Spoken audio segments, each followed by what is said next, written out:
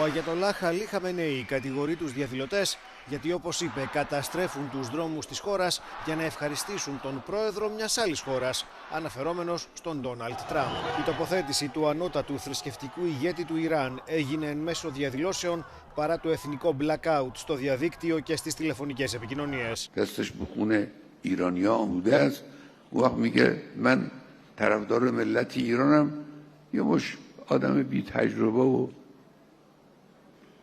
بی‌توجه فکر نکردم باور میکنن و قبول میکنن و طبق میل او عمل میکنن.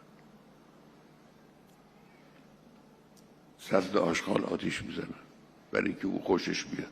Χιλιάδες πολίτες πραγματοποίησαν πορεία στην Τεχεράνη και σε άλλες πόλεις μετά από έκκληση του Ρεζά Παχλαβί, γιου του τελευταίου Σάχη που ανετράπη το 1979.